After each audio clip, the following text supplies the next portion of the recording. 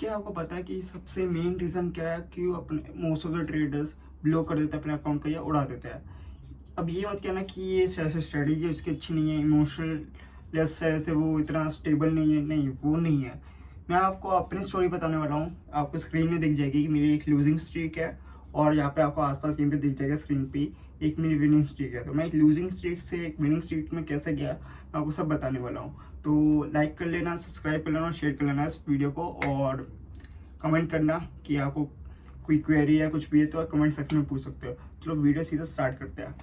पहली बात ये है कि जब मैंने ट्रेडिंग स्टार्ट की थी, हाँ, मेरे को कोई प्लान नहीं था मेरा, या कोई स्ट्रेटजी नहीं थी जिस पे मैं काम कर सकूं। तो मैंने क्या किया कि ब्रेकआउट होता है तो मैं ट्रेड लेने बैठ जाता हूँ। भाई ब्रेकआउट हो गया ऊपर की साइड तो मैं अब ट्रेड में एंटर कर लेता हूँ। कोई प्लान नहीं होता था, कोई एक स्ट्रेटजी नहीं होती, प्लान नहीं होता था, कुछ भी नहीं होता था। तो मैंने ये चीज़ नोटिस की कि मैं गलतियाँ क्या कर रहा हूँ। मैंने कॉपी में लिखा कि क्या क्या गलतियाँ कर रहा हूँ, क्यों कर रहा हूँ, सब लिखा मैंने। फिर उसको एनालाइज किया मैंने कि क्या गलतियाँ मेरी थी। मैंने फिर चैट जीटीपी पे मैंने जो भी मेरी गलती थी मैंने सब लिखा कि मैं ये गलती कर रहा हूँ, इसको कैसे मैं ठीक करूँ। तो उसने पूरा मेरे को एक लिस्ट बना के दे दी। मेरी गलती ये थी कि मैं बहुत ही इमोशनली ट्रेड कर रहा था, कंट्रोल नहीं था।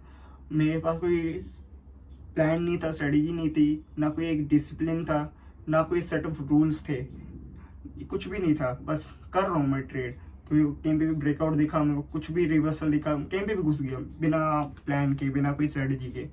और अपने इमोशनल पे कंट्रोल नहीं था मेरा, कुछ भी नहीं था, मतलब ढंग का मैं कर ही नहीं पा रहा था कुछ भी।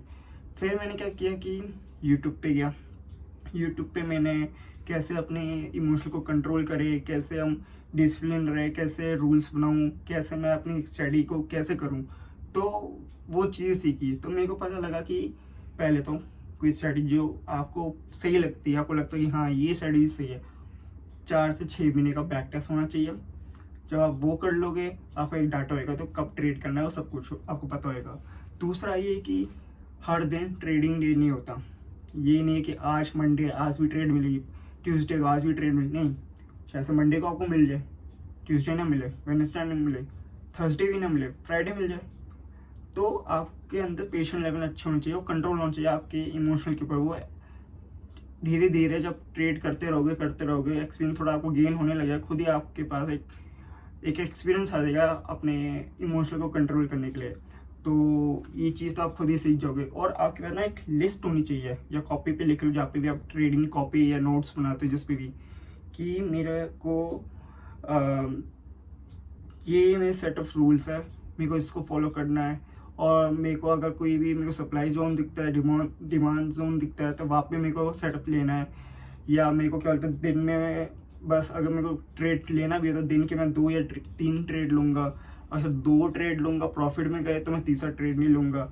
अगर पहला ट्रेड मेरा लूजिंग गया और सेकंड भी लूजिंग गया तो मैं तीसरा ट्रेड नहीं लूँगा। मतलब आपके पास एक सेट ऑफ रूल्स होना चाहिए, और आपको पता होना चाहिए क्या क्या आपको क्या क्या चीज़ें फॉलो करनी है। ये नहीं कि देखा आपने ब्रेकआउट हो रहा है, अच्छा रिवर्सल आ रहा है, चलो ट्रेड में घुसो, अच्छा जब ब्रेकआउट हो गया तो घुस जाओ, नहीं ऐसे नहीं करना। एक आपके पास सिस्टम होना चाहिए, एक प्लान होना चाहिए बिल्कुल, जो आप फॉलो कर पाओ। और ये है कि मैंने बहुत देखा कि फोमो ट्रेडिंग तो होती है, ऑब्वियस बात, आप स्टार्टिंग में जब स्टार्ट करोगे बिगनिंग होती है।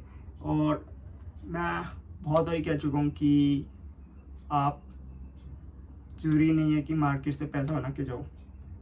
क्या पता आपका जो सेटअप है, जो आपका स्ट्रेटजी है, जो आपने रूल्स बनाए उस हिसाब से आपने ट्रेड भी लिया, क्या पता वो विनिंग स्ट्रीट की जगह लूजिंग में चल जाए। ये एक नेचर है मार्केट का। ज़रूरी नहीं है कि जो आपका जो सेटअप वो 100% हो, नहीं, कभी कभी गलत हो सकता है। पर आपको खुद फिगर आउट करना पड़ेगा आपकी डेटा से, जो भी आप 4 से 6 महीने का डेटा होएगा उससे आपको पता लगेगा कि अगर मैं 10 ले रहा हूँ तो 10 में 6 या 7 मेरी ट्रेड सही रहेगी। तो यही चीज़ हो गई। तो मैंने कॉपी में सब कुछ लिखा कि अपने बारे में कि अच्छा मेरा ये दिक्कत है, अच्छा ये सोल्यूशन है चीज़ों के, मैंने ये चीज़ सी। अब मैंने एक सेट ऑफ रूल्स बनाए अपने। ये रूल्स में ये था कि मैंने दिन की 3 ट्रेड लेने हैं। 3 में से मेरे अगर 2 सही गए ट्रेड, मैं तो तीसरा नहीं लूँगा। अगर पहला मेरा अच्छा गया, दूसरी लूजिंग गया, तो तीसरे में मैं चांस ले सकता हूँ। ये नहीं कि मैं लेना ही लेना चांस मैंने, नहीं। अगर मेरे को दिख रहा है अपना सेटअप कहीं पे या अपॉर्चुनिटी दिख रही है तब भी जाऊँगा मैं तीसरे ट्रेड के लिए, ऐसे नहीं जाऊँगा मैं। और देखो पैसा, अब अगर ये माइंड सेट है ना आपका कि मेरे को पैसा ही बनाना है, पैसा बनाना, पैसा बनाना, पैसे को ये भाग रहे हो, पैसा कभी नहीं आएगा भाई, कभी नहीं आने वाला। अगर आपका माइंड सेट ये है कि स्टार्टिंग में मैं भी ऐसा था यार, मेरे को पैसा बनाना, पैसा बनाना, पैसा बनाना, पैसा बनाने के चक्कर में इतना पैसा लॉस किया तो उसका कोई फ़ायदा नहीं है। अगर आप ये सोचते हो ना कि नहीं मेरे को बेहतर होना है, मेरे को इम्प्रूव करना है, मेरे को और चीज़ सीखना है, अच्छा मैंने ये गलती की, मैं इसको कैसे इम्प्रूव करूँ, अगर आपका ये माइंडसेट है ना इम्प्रूविंग वाला माइंडसेट, तो आप पैसा आपके पीछे भागे, सिंपल सी बात है। हाँ ये है कि पैसा ऑब्वियस बात है, कभी आप जीतोगे कभी हारोगे, ये तो एक पार्ट है इस गेम का। तो पर आपके पास सेट ऑफ रूल्स होने चाहिए, सेट ऑफ प्लान्स होने चाहिए, और आपको पता होना चाहिए कौन सी स्टडी पे आपको काम करना है। आपके पास बैकटेक्स डाटा होना चाहिए अपनी स्टडी का, और कंट्रोल होना चाहिए। कंट्रोल देखो, मैं ऐसे नहीं बता सकता कि कैसे आप कंट्रोल करोगे अपनी इमोशन को, ये धीरे धीरे आप मार्केट में खुद ही सीखने लग जाओगे एक्सपीरियंस के साथ। जब तक आप मार्केट में ट्रेड कर रहे हो, सब कुछ कर रहे हो, तो धीरे धीरे खुद ही सीखने लग जाओ, अच्छा ये है, अच्छा ये है, सब कुछ खुद ही सीख जाओगे। और देखो, अगर आपका माइंडसेट वो है ना कि मेरे को 1 महीने के अंदर इतना बनाना, मेरे को 2 महीने के अंदर इतना बनाना है, वैसा मत लेके चलो। मेरे को देखो कि अगर मैंने इस महीने ये गलती की है, मैं अगले महीने ये गलतियाँ ना करूँ, अगर इस महीने ये गलती की है उसके अगले महीने ये गलतियाँ ना करूँ। अपने आप को इम्प्रूव जितना करोगे ना उतना अच्छा ट्रेडर बनोगे आप।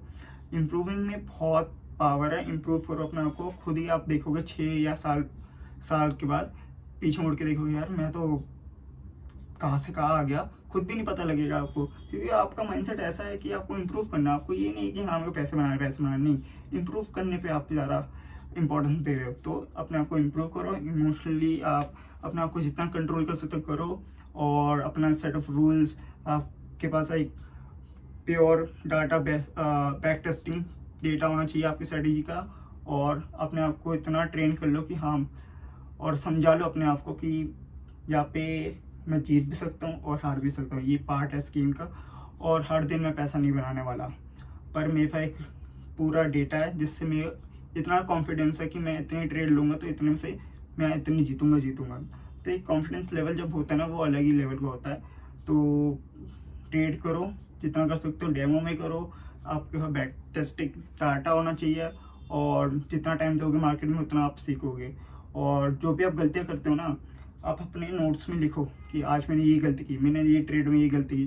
क्योंकि पिछले वाली वीडियो में मैंने आपको डिस्क्रिप्शन में अपना ट्रेडिंग जर्नल दिया था, जिससे आपको जनरल करवाओ कि अपने ट्रेड्स को जब भी आप ट्रेड लेते हो इमोशनल कैसा था, सब कुछ उसमें ही है।